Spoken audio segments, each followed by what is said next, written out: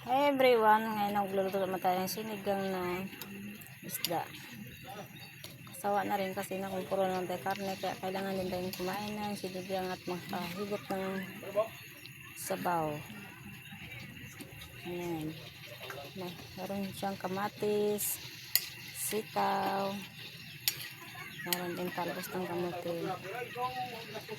Sa katawan natin guys, kailangan natin kumain ng mga gulay-gulay. Minsan-minsan kailangan din natin kumain ng isda. Yan.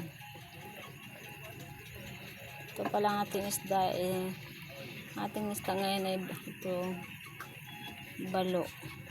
Hindi ko alam sa inyo guys kung anong tawag, basta sa amin to balo. Yan. Ito ang ulo, sinigang ko siya.